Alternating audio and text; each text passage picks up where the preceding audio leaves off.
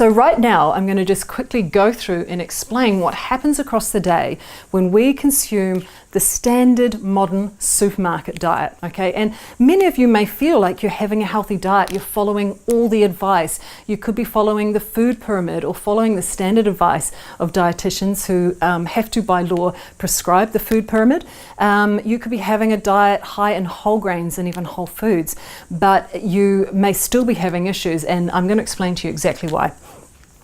When we get out of bed in the morning and we go for our healthy breakfast, because we've all been told breakfast is the most important meal of the day. Well, I would certainly dispute that, but let's just run with that for a moment. We get out of bed and we might go and have a cup of tea or a cup of coffee. We may go for a latte with skim milk latte, thinking that the skim milk is better than the whole milk, and we may go for a piece of whole grain toast, and maybe a bit of jam or something like that. Or we may go for a whole grain cereal, an all bran cereal, or rice bubbles or cornies or something like that. But most standard breakfasts, what they do is that they raise our insulin levels up very, very high. And this is a problem because the faster our insulin rises, the faster our blood glucose rises, the faster the insulin response, then what happens is the faster it bottoms out, it comes down. So majority of these breakfast foods tend to be this these high insulin foods, which spike our insulin levels, and what goes up must come down. And often, by the time kids get to school, or by the time you get to the office, your brain has actually started to kind of go down in its cognitive function, and you may start to feel a little bit lower on energy. Often what happens at that time, morning tea rolls around and we go for the muffin or the biscuit, and our insulin levels go up again. And then we come back down. And then what happens is we go for our standard lunch, which could be, you may be trying to do something healthy, like a whole grain sandwich, even with salad in it. You may have some lean protein in that salad, which you think could be helping. And unfortunately, a lot of healthy foods that we think are good, and of course, all the foods that you know aren't good, the potato chips, the junk foods and things, they're going to spike your insulin up very, very high again. And what happens is that you're going to come crashing down. But you don't just crash down to baseline mid-afternoon. And this is what happens when we experience something called an insulin hangover. What happens is mid-afternoon, our insulin actually bottoms out. It actually goes below baseline. And this is what happens when we are experiencing that tiredness, that mid-afternoon fatigue, the need for the nana-nap, or just, if you're at work and you have to function, what do? You start craving carbohydrates at this point. This is completely normal. Your body is signaling you to eat more carbohydrate to combat this low energy. It's saying, give me some glucose in my body now. Fuel my brain. So it's just doing what it's designed to do. So this is generally the time of day, by the way, as a weight loss coach.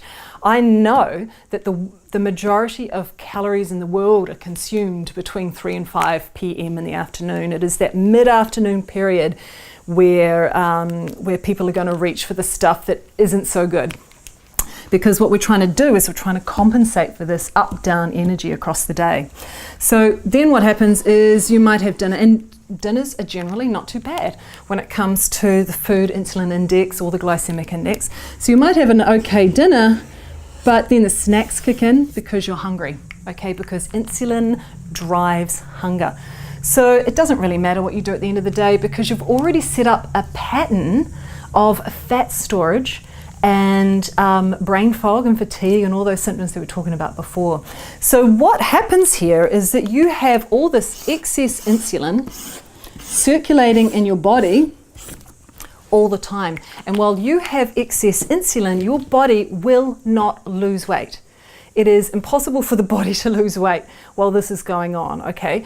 And so what we need to do is we need to really look at the foods that we're eating, how often we're eating, and how much we're eating to figure out the best way to completely get out of the cycle. And the good news is you can get out of the cycle the very next meal. There is a very simple way to combat all of this, and this is the most important part of this talk, and I really want you to listen up because this is what the real answer is.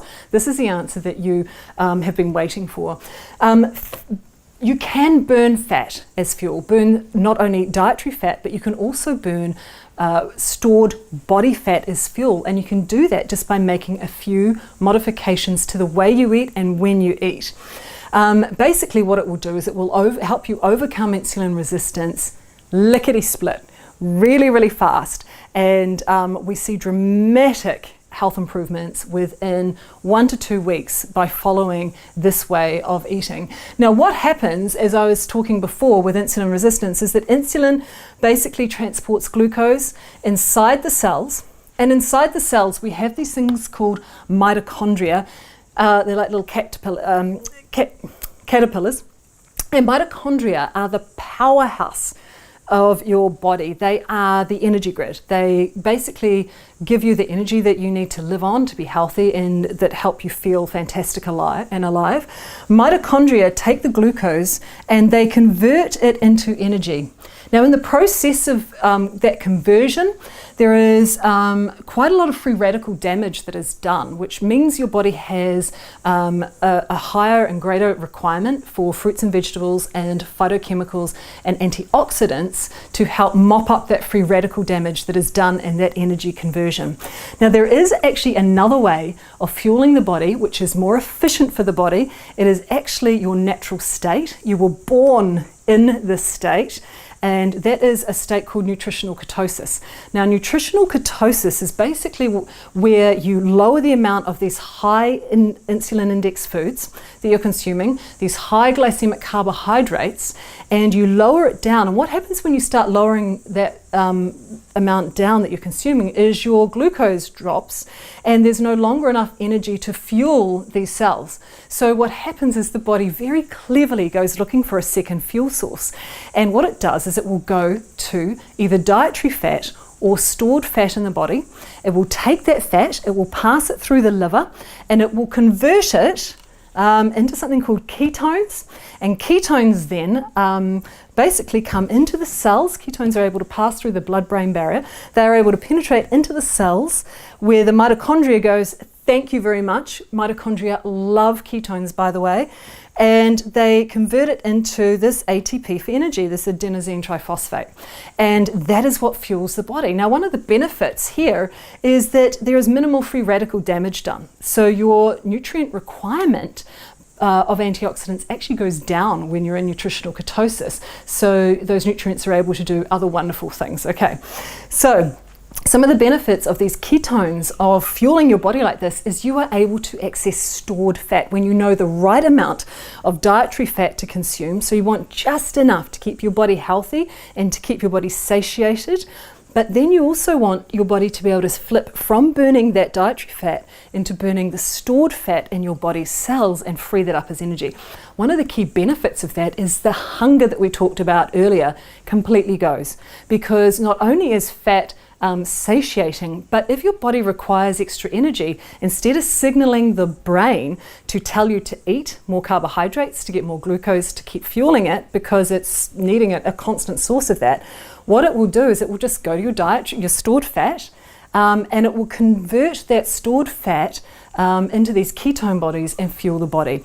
One of the massive benefits of that is that your brain loves ketones, and everyone on my programs will report that by day 5 it is like they wake up and the curtains have opened, or the veil has lifted, and that mental brain fog and that inability to concentrate and that fatigue across that day has completely shifted.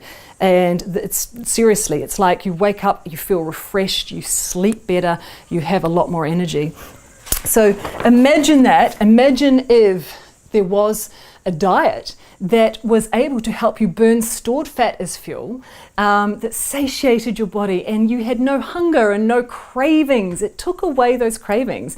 Wouldn't that change your relationship with food and how you started to look at food if you felt like you had full control of your food choices, rather than your body and your brain constantly trying to tell you to eat the wrong foods? Because when you're in that cycle, it's very hard. You can't do it with willpower. willpower. You can't willpower yourself away when you're in that insulin cycle because your body's biochemically addicted to that way of eating. But you can break out of that within a day or two.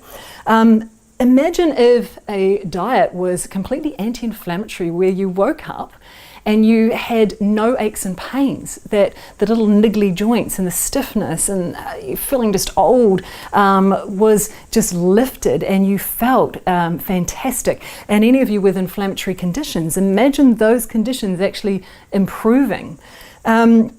Also, imagine a diet that basically took care of the gut health and balanced your human microbiome and all the bacteria in your body, which, by the way, is responsible for 80% of your entire immune system. And imagine if that program was able to take care of any irritable bowel symptoms or inflammatory bowel symptoms that you may be having if you are someone that reacts to foods, and foods that you're eating could be causing bloating and alternating between constipation and diarrhea. Imagine if you had a diet that eliminated all of that. How much more energy would you have across the day? And also, if it improved that cognitive function, your memory, and you're able to concentrate, and if you had more energy in the day, what would you do with your life if you had a lot more energy in the day? And also imagine if you were able to return your taste buds to actually loving healthy food again. Do you know your taste buds rejuvenate 1,000 times in your lifetime? Every 11 days you get a new set of taste buds, and I guarantee everyone on my program always reports how they taste food again. Foods they hadn't tasted for years, they're actually tasting and enjoying again. So the entire relationship with food is now transformed. Now, I know for a lot of people that are overweight, they go, I don't want to eat that healthy stuff, blah, blah, blah. I don't know how people can eat off that rabbit food. First of all, my program has nothing to do with rabbit food. I don't promote rabbit food. I'm a foodie. I'm the Whole Food Secrets girl. I have an online cook school. I'm a massive foodie. So food has to taste good if it's going to be sustainable long term. But the other side of it is that your taste buds, when you eat clean and you eat this way, dramatically are enhanced, that you taste foods, fruits and vegetables become like a cornucopia of just deliciousness. So imagine if you were able to shift from a state of not enjoying healthy food into a place of actually really loving it and your body loving you for it. And then imagine being able to balance your hormones, maybe help you through menopause, improve diabetes, particular type 2 diabetes. You can reverse that very, very quickly and efficiently if you have the right tools and techniques to be able to do that. And improve your blood pressure and your mood swings and things like that. Imagine being able to combat all of that and just feel healthy again. I didn't become a weight loss coach to do weight loss. I became a weight loss coach for two reasons. One was to help people live their best lives, their healthiest, happiest lives, to transform their energy levels so that they could go out and achieve more in their lives, to achieve more goals, to live the life of their dreams. That is why I got into that. I studied the psychology of weight loss and became an expert in the field of human needs psychology and self-sabotage to help people get into the right mindset, to be able to eliminate the objections that they have that are holding them back from actually living the life they really wanted. So to me, this was more of a bigger picture. But I never became a weight loss coach to help people get skinny and slim or fit the jeans. It's not about that to me. This is about you removing the barriers that are holding you back